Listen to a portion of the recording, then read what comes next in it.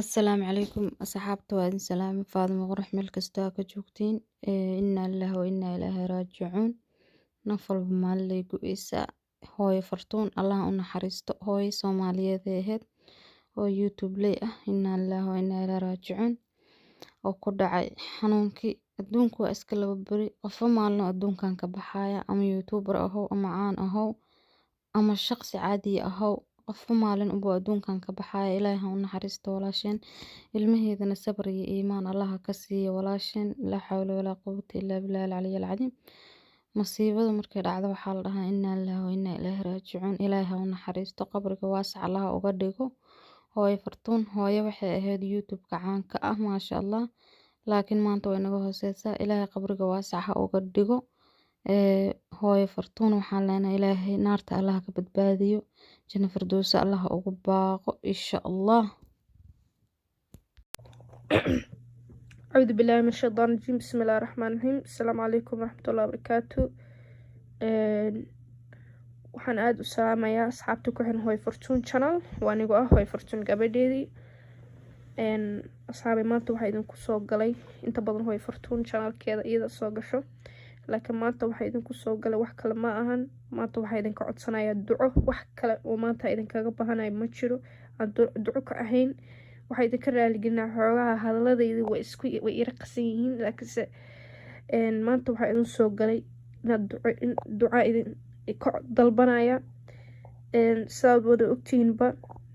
intaan ogeynba maalindheed hooyo fortuun way soo gashay ayaamahan channelka waa ka maqnayd hooyo fortuun waxaa ku dhacay qadarta ilaahay waxaa ku dhacay cudurka koronaha ku dhacay alxamdulilah hooyo fortuun se u fiicnayd unbuu xaaladeedii labadan beri aad iyo aad isku bedelmay hooyo fortuun waxaa bilaabmay neefta inuu aad u dhibo marka hadda hooyo fortuun isbitaal bay gashay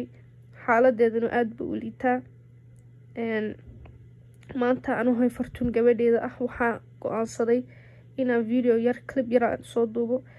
oo xaaladeedii saad ugu soo duceysaan maanta wax kale aan u qaban karo ma jiro hooyadii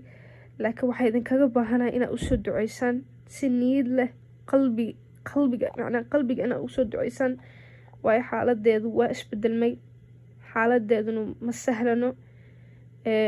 waxaa lagu xiray oxygena lagu xiray wadnaheeda ilaa hadda daktarkan ka warsugaynaa inaa lillahi wa inaa ilaahi raajicuun inaa lillahi wa inaa ilaahi raajicuun maanta waxaa idinka codsanaya wax kale ma ahan duca idinkaga baahanahay hooyo fortuun maanta waxay idinkaga baahan tahay duco si niidle ina ugu duceysaan wax kale idinkama rabta maanta waa inta ku xiran channelkeeda iyo inta aan ku xirnaynbo inta arki doonto barnaamijkan inaad sii sheergaraysaan si hooyo duco badan u hesho xaaladeedu xaalada aad maalindoodii soo gashay aad ku wada taqaaneen ma ahan xaaladeedu waa ka gudubtay intaas maanta waxay idinka baahan tahay duco bay idinka baahan tahay inta islaam iyo inta muslimiin oo ku xiran channelkeeda please u soo duceeyaa insha Allah oo aniga ah hooyo fortuun gabadheedii